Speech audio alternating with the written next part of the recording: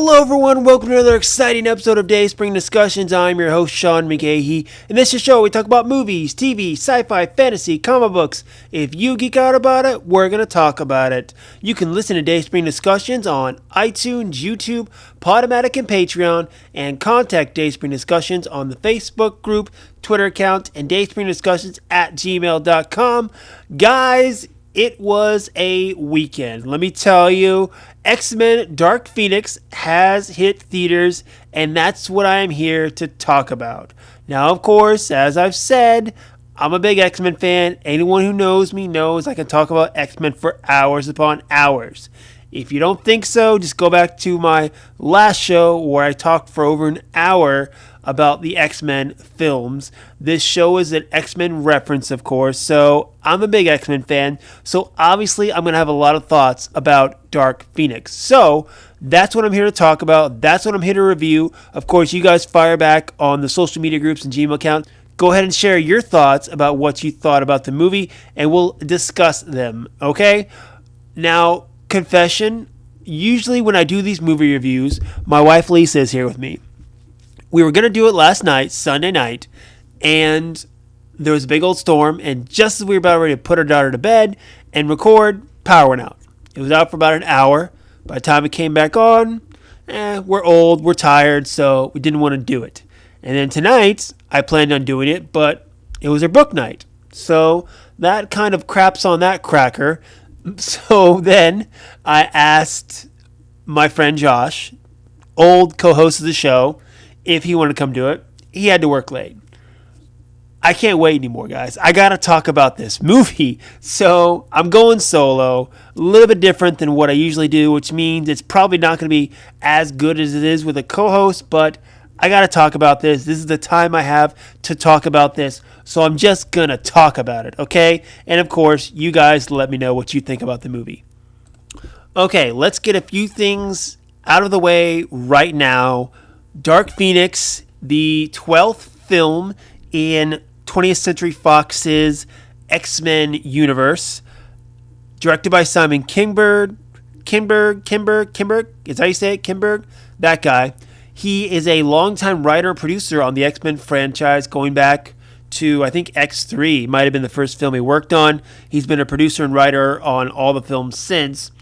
And this is the last film in the X-Men 20th Century Fox franchise because, if you didn't hear, 20th Century Fox was bought out by Disney. So the assumption is that Disney, which owns Marvel Studios, and they will then take the properties such as Fantastic Four and X-Men and integrate them into the Marvel Cinematic Universe. Some people, such as myself, believe that's not a good idea. I'm a longtime X-Men reader, so I know that there's enough heroes and villains and plots, storylines in the X-Men universe. You don't have to integrate them into the MCU. They've always had their own little pocket of the Marvel universe, so I don't think that you should. Fantastic Four, I feel differently about. I think it's a good idea to put them in with the other characters, but X-Men, I don't feel like you have to. But anyway, last film of an era that spawned some really good comic book films, starting with X-Men, that really reinvigorated and started the superhero genre craze, but I talked about that on the last show. You can listen to that if I want to go into more detail. But anyway, Dark Phoenix, this film was supposed to come out in November. Then it got pushed back to February. Then it got pushed back to June. 20th Century Fox was playing with their schedule a little bit. Some people say there were problems with the film, with reshoots. Simon Kinberg being a writer and producer, but never being a director, not even directing so much as a beer commercial. It's something that a lot of people worried about as far as taking on a high, big budget film such as an X-Men film. Now, just to get this out of the way, the previous film, X-Men Apocalypse, I enjoyed. I know some people didn't like. Of course, compared to Days of Future Past, the previous film, it was nowhere near the quality of it. I understand that. But as an X-Men fan, I enjoyed Apocalypse. I'm not saying it's terrific. I'm not saying that, it's a masterpiece. As an X-Men film, I like it. but I do understand its flaws. So coming into Dark Phoenix, it seems like you're on a bit of a downhill slope with ideas of reshoots and delays and a first-time director. There were low expectations for Dark Phoenix. And the world premiere was on Tuesday. Was it Tuesday? It's Tuesday or Wednesday. Anyway, I started watching it live on Marvel.com. And honestly, the co-host or the hosts or whoever they were just absolutely dreadful. Absolutely dreadful. They're never going to get jobs hosting the Oscars, I'll tell you that. So I turned it off. Couldn't stand it anymore. So went to the theater on Thursday with my wife, Josh, his fiance, and saw X-Men Dark Phoenix. Now, of course, the original Dark Phoenix storyline is probably the most famous X-Men storyline. Pivotal to the mythology of the X-Men.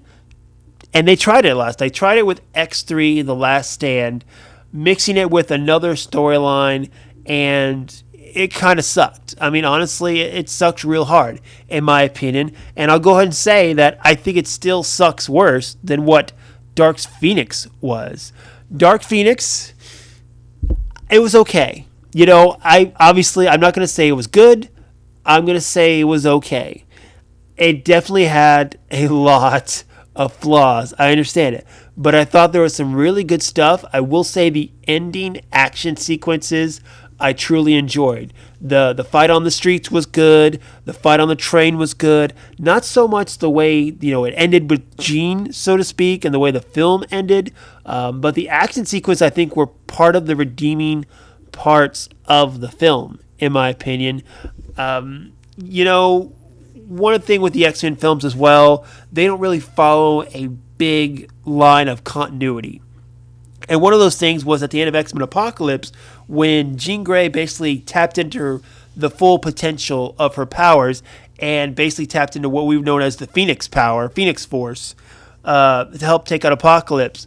Now, in X3 The Last Stand, they had it that the Phoenix wasn't some outside entity or cosmic entity like in the comic books or even as we saw in the animated series, that the Phoenix was a split personality inside of Jean that was coming out, that was all powerful.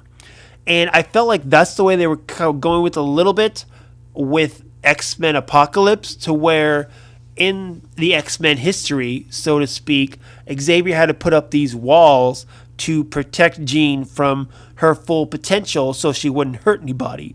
And in X-Men Apocalypse, it seems like she was becoming more and more powerful to where Xavier hadn't done that yet. Instead, he had her unleash her power and not be afraid of it, but embrace it. So, again, changing the course of history a little bit different from what we saw in the previous X-Men trilogy.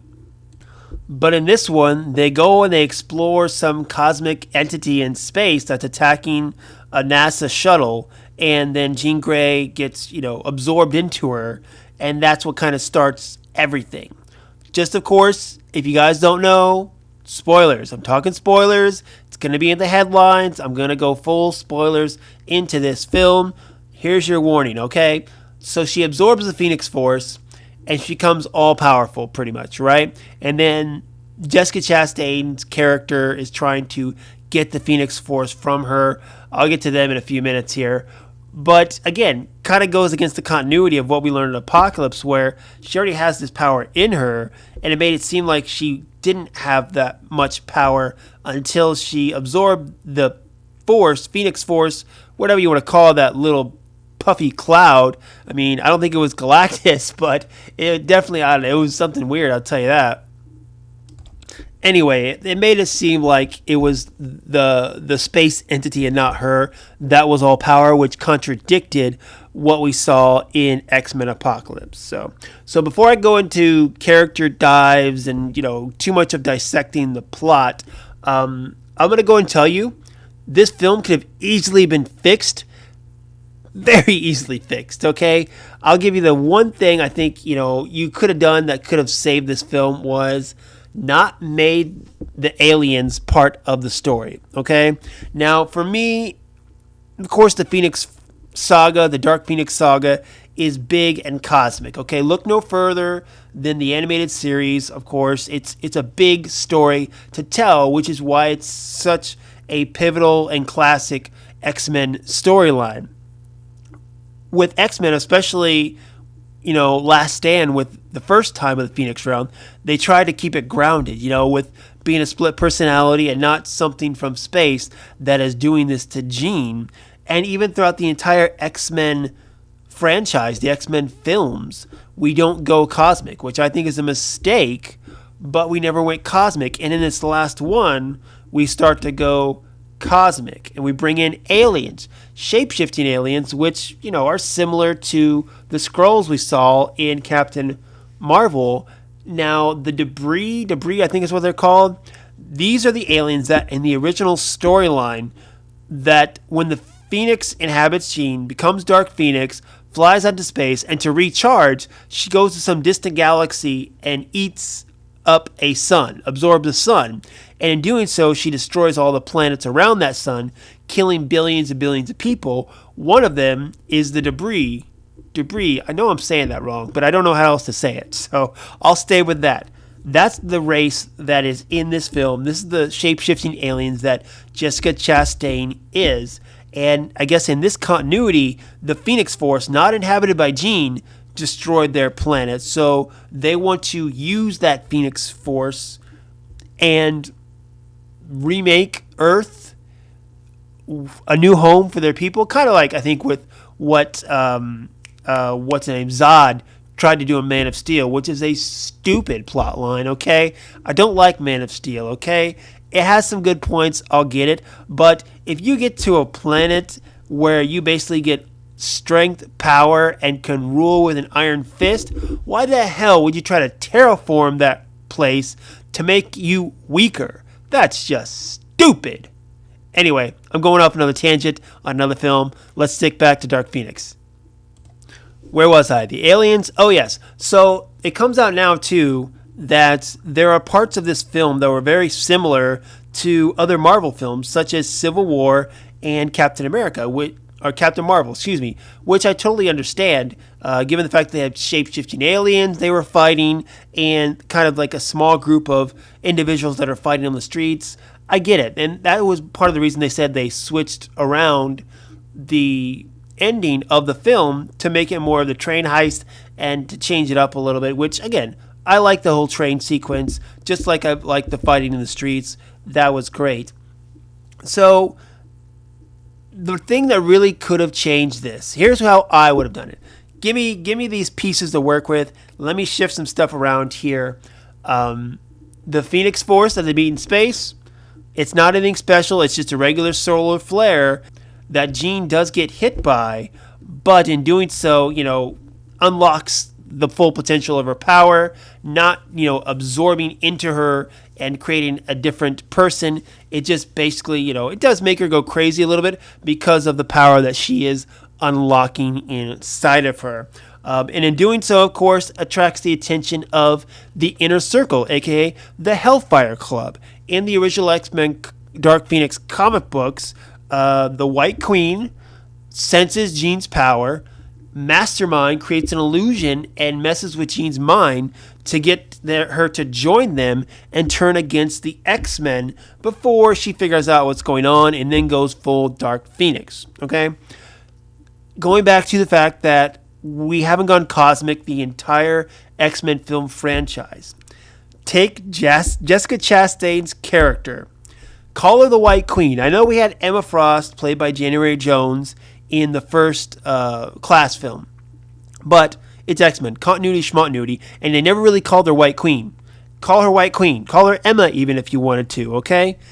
And have her be the leader of the Hellfire Club that is trying to bring Jean over to their side, okay? That grounds it more, gets rid of the cosmic angle entirely, but also still has the same personal effects that we're trying to accomplish with Jean's character arc. And at the end of the film, the White Queen, who's a powerful psychic as well, is still trying to control Jean or become as powerful as her, Basically, I'm saying you should have taken out the aliens. Take out the aliens, add in the Hellfire Club, which is part of the original Dark Phoenix storyline. You got a whole group of people with mutant powers fighting a different group of people with different mutant powers. It would have been entertaining. That's all I'm saying. You know, I think it would have been a much better film if you would have taken out the aliens and added the Hellfire Club. But again, you guys share your thoughts. Let me know what you think about that. Okay, so let's get to it, guys. So like I usually do with these reviews, I like to just bring up IMDb and just go down the character list one by one, kind of letting you know what I think about the character, how well the actor did. That way I feel like I don't miss too much in that sense. So that's exactly what I'm going to do. And I got to start off, of course, with the main character of this film, Sophie Turner playing Jean Grey / Phoenix. So, Sophie Turner, great in Game of Thrones. Even though, of course, the first half of the series, I thought she was horrible. The character Sansa was just whiny, naive. I hated her. But, you know, I think that's what the character was supposed to be and what she grew into, I loved. So, in that sense, I think I was feeling what the characters or the writers, what they wanted me to think about it. So, in that sense, I say bravo. Good job, Sophie Turner. I felt exactly what I was supposed to feel. In this one, going back to Apocalypse, I guess you would say, her performance was a little stiff compared to what I think Jean Grey should be. But I think a lot of it is, I feel like she's trying so hard to hold back her accent, to do the American accent, that it's like taking so much energy that she can't express enough. I think that's what it was. And in this one, I feel like it was the same thing, where she was trying so hard to nail the right accent. She couldn't be as emotional or expressive as I felt like she should have been. She cried a lot. I'll give you that. She cried a lot, but the inflection in her voice, I guess, wasn't right onto it. And, you know, going off it, I've been saying this for a while, of course, being that is the Dark Phoenix storyline, and, you know, they're definitely centered this around her. She had to do a good job. And while I don't think she did an absolute horrible job, I think it could have done better. And this is probably something I'm going to get hit with. I'm going to go and hit with this. When she was first cast as Jean Grey, I thought, okay, you know, they want to, you know, make the X-Men younger. So who's the popular redhead right now in Hollywood? Oh, Sophie Turner, even though she's not a true redhead. But Game of Thrones was hot. You know, they're like, oh, she's a teenager, she's redhead, she's hot. Let's, you know, put her in as Jean Grey. I get it. That's why she got the job. Let's just be honest. And say the reason she got the Jean Grey job is because she was in a popular TV show at the right age as a redhead. Let's just be honest about that. And then Jessica Chastain is cast as the main villain, who is a natural redhead. So you got to dye her hair blonde, because you can't have our main protagonist and our antagonist as both redheads. That's just crazy. Or is it? But anyway, let's just be honest about that. Sophie Turner, this film was, I walked into it thinking, okay, this is going to tell me how good of an actress Sophie Turner is. Granted, of course, I don't think she had that good of material as far as script to work with. I mean, some of the dialogue was cringeworthy. Some of it was good, but there was some really bad parts to it. So I can't blame her all that much, but at the same time, I don't think she pulled it off great, in my opinion. So my opinion about Sophie Turner's acting abilities maybe diminished a little bit, but, you know, we'll see where she goes from here. Continuing down the list, we had James McAvoy back as Professor Charles Xavier. You know, the original X-Men film, she had Patrick Stewart and Ian McKellen as Professor X and Magneto. And when they went back in time, they casted James McAvoy and Michael Fassbender, who I think are great choices for continuing these characters. I think they've done a great job. Both of them, great choices. My only thing is, of course, they're time jumps. Every film since First Class has been 10 and 10 years later. This one was supposed to be in the 92. And the very first one, First Class, was 63. So you're jumping almost 40 years, or 30 years, excuse me. Assume they're in their mid 20s in 1963. You jump ahead, of course. Now they're supposed to be in their mid 50s, okay? Michael Fassbender, I think, is in the mid 40s. James McAvoy, I think, just hit 40, if not a little less. So the fact they're supposed to be in their 50s, that's kind of stretching a little bit. Of course, same thing with Nicholas Hoult. He's looking, not as old as he should. Of course, going back to the kids as well. I think the actors are kind of where they're supposed to be. As far as Sophie Turner and Ty Sheridan. But, we're so used to them looking the same that it didn't feel like a 10-year jump. And I feel like, honestly, they shouldn't have kept on jumping so much ahead. You could have gone from 1983, which I think is what Apocalypse was, to say 1988, perhaps. And I think that was kind of a weakness, too, with the characters as well, is their bond. If you're together for 10 years like that, I feel like the bond should have been stronger. I mean, I felt like Cyclops and Phoenix, their bond was pretty strong. One thing that I kind of didn't like was with Storm, how quickly she turned against Jean. And for someone who's, been your friend for 10 years almost, I feel like it was a little too quick of a turn. I feel like I'm jumping a little bit ahead here, so let's stick with Charles. In this one, Charles is a little different because he's kind of achieved his goal in this one, where the X-Men are looked as kind of national heroes, really, that are called upon by the government to help with disasters such as the NASA shuttle debacle. To be honest, I'd rather have seen a separate first mission before you get to the mission where stuff starts going wrong, like with Jean Grey. I think it would have been better to establish the relationships with people if they had a normal mission, or in the middle of a normal mission, seeing that before they go on the mission where stuff starts to go bad. Also, this film is under 2 hours. I mean, you could easily add an extra 15 minutes of character development or getting to know the characters just for the sake of the story, in my opinion. But Xavier, the big thing in this, of course, he has to deal with is that he held Jean's secret, that thinking that her parents were both dead in a car accident, when really only her mother died. Her father was still alive and basically wanted nothing to do with her, and Charles kept that from her, okay?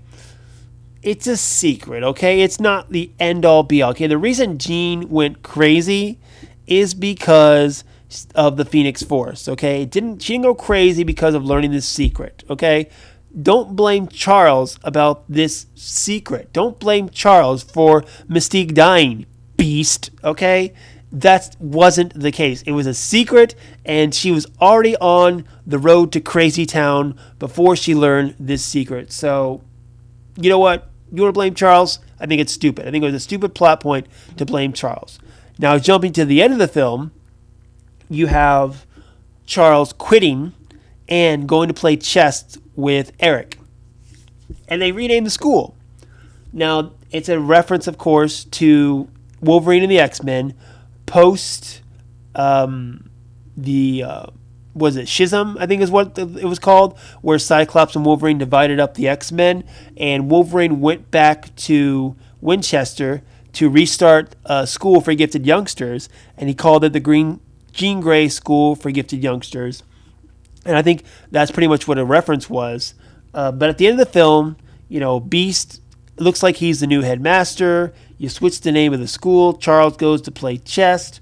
It was a little weird. I mean, you don't think you would change the name of the school, and why would you change it to Jean? Because, yeah, she sacrificed herself to save everyone, but she also killed Raven, so you want to call it the Raven Darkholme School? I don't know. The school change was a little weird. Maybe it was just Scott Summers playing a little trick. Be like, I miss my girlfriend. Okay, let me jump over to Michael Fassbender as Magneto. Of course, does a great job. This one's a little weird because in First Class, Eric was out for revenge against Sebastian Shaw for killing his mother. in Days of Future Past, he was trying to stop an apocalypse that he saw, was warned about. You know, he was in prison, got broken out, told about why they needed his help, and when he learned about the Sentinels and what was to come, he wanted to stop them and kill them for that. Jump ahead to X-Men Apocalypse. He, has a family, tries to live in peace, and that gets ruined. So he decides he's going to kill everyone.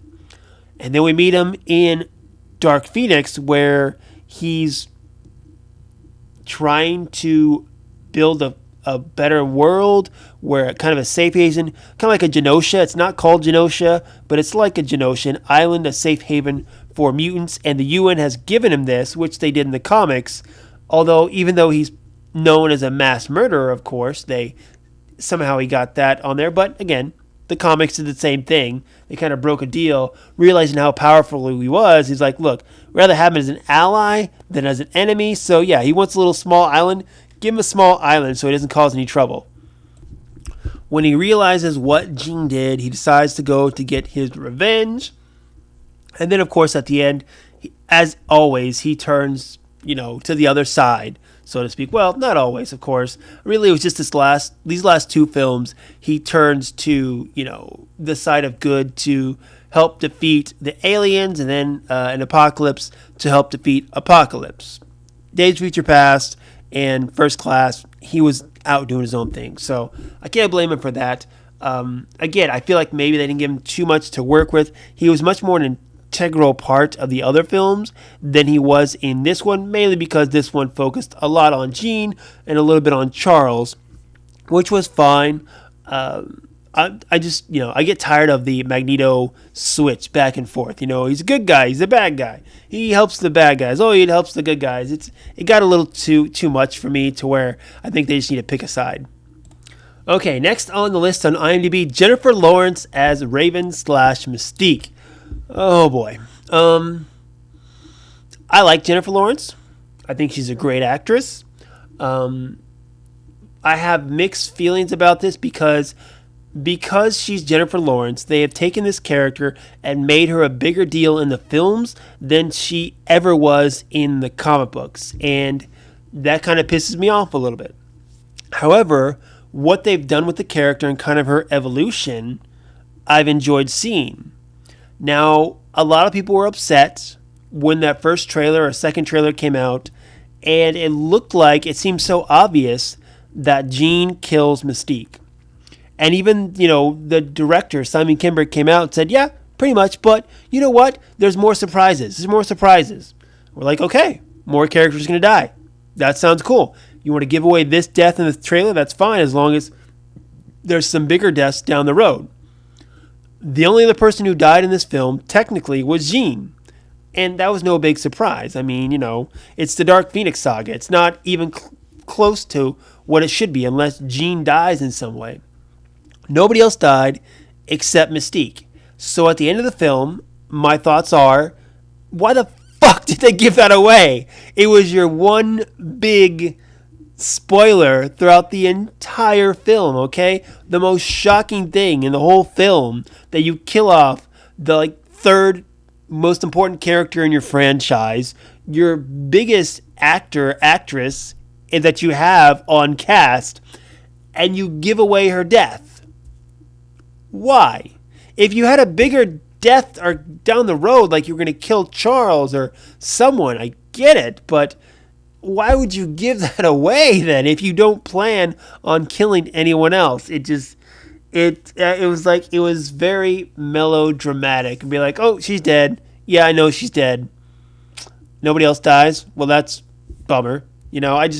I think it was a huge mistake for them to give that death away. I mean, Endgame, Infinity War, all those other films kept their spoilers very tight. So the fact that you have your biggest event in the movie that it was pretty much given away months before the film came out, it's not good filmmaking, in my opinion. Not good filmmaking at all. Going to list Nicholas Hoult as Hank McCoy/Beast. A month or so ago, Nicholas Hoult was up for the role of Batman and Robert Pattinson got the part. But I was watching this film, and there are several moments where I'm like, yeah, I could see him as Batman. Several times where he was doing stuff, and I'm like, yeah, I could totally see him as Batman. So there's that. Him as a character.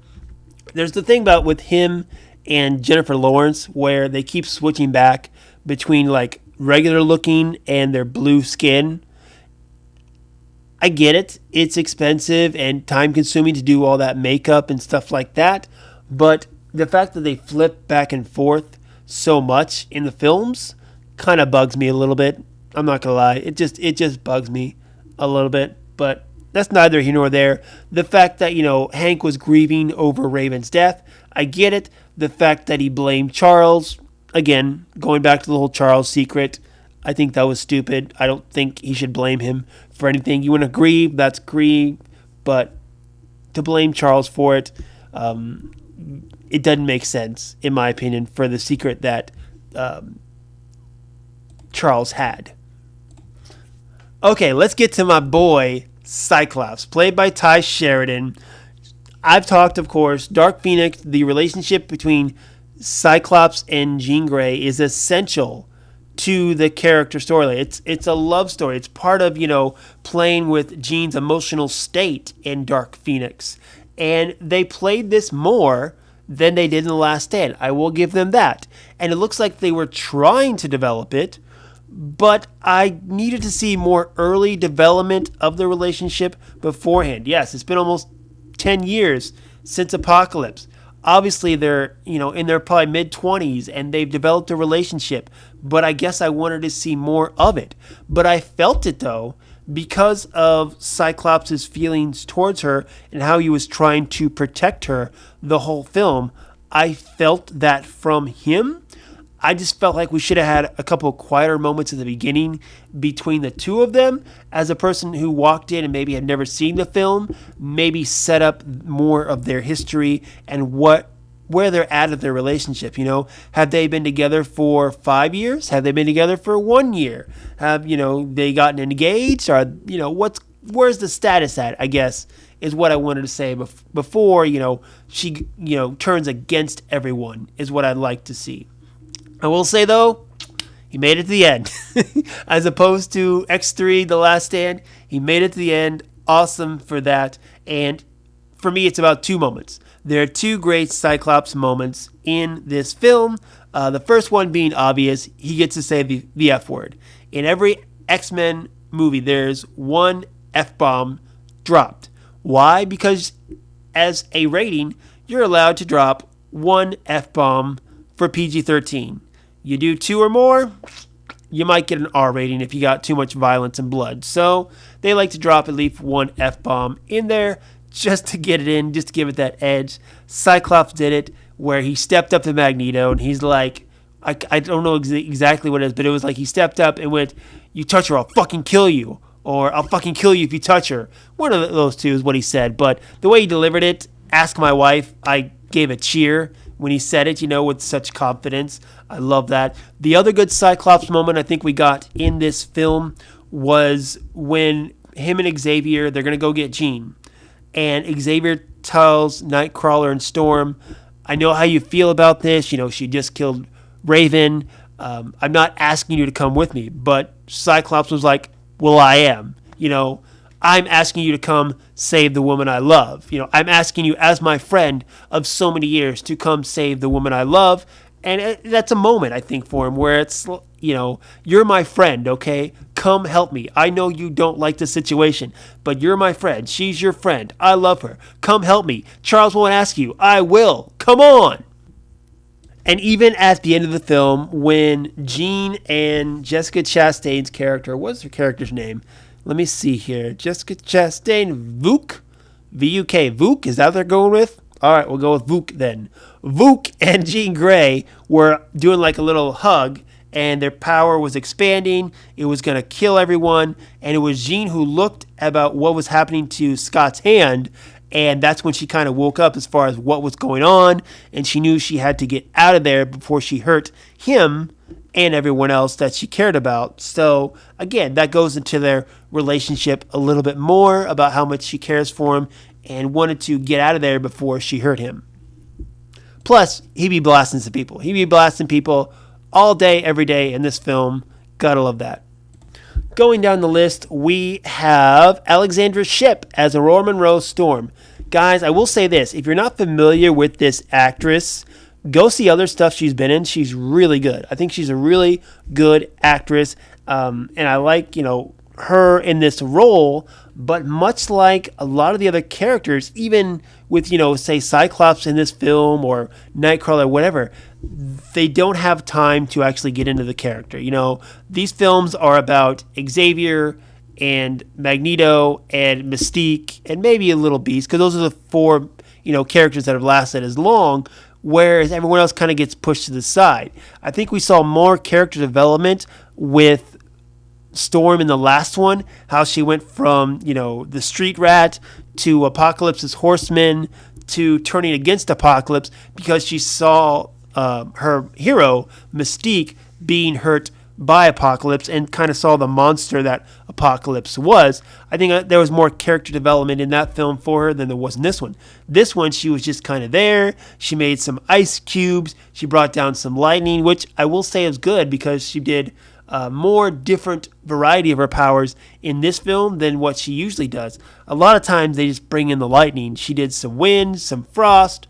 It changed it up a little bit and got a good idea of, really what she can do, even more so like in X2 when she brought in the tornadoes. She's got some awesome powers. She's more than just lightning. I did like she had the little lightning necklace in this film as well. But again, it's a character and an actress that if you had more time or focused more on her, you could have given her more to do. And it's just a sacrifice in these films when you're focusing on the other characters, because you have so many characters, you can't give everyone their just due. Speaking of someone who I think got hosed, Evan Peters as Quicksilver. So in every film, the last couple, in Apocalypse and Days of Future Past, you had that Quicksilver scene. I mean, some people say he stole the movie in Days of Future Past, so they had to take that scene stealing part and put it in the next one, Apocalypse. Well, you were expecting maybe something like that again in this film. You didn't get it. Instead, Jean wipes him out at the end of the first act, and he's gone the rest of the time. Like, they bring him in on the stretcher, and then you don't see him till the end of the film.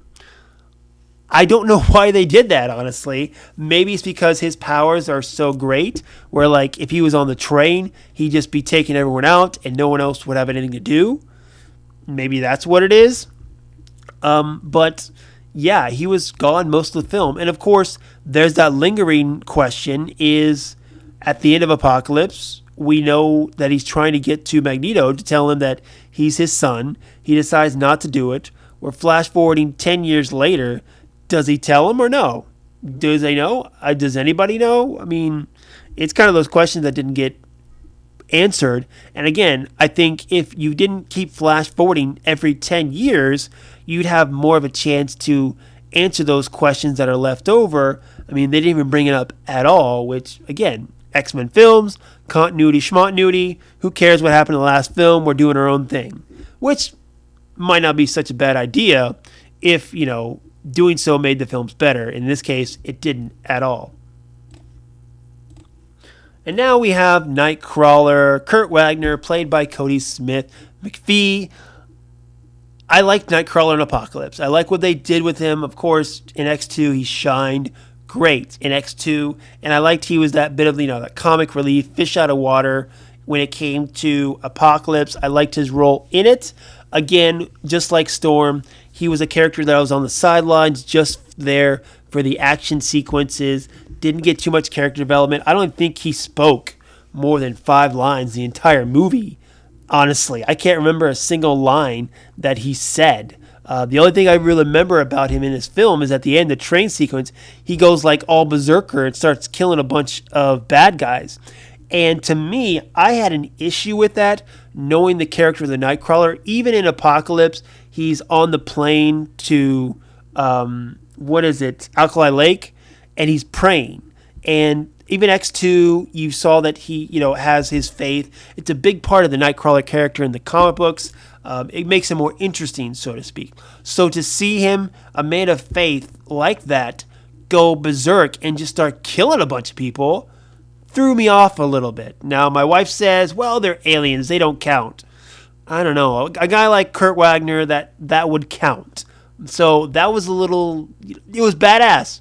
Totally badass. Seeing what he could do. Reminiscent of that White House scene in X2.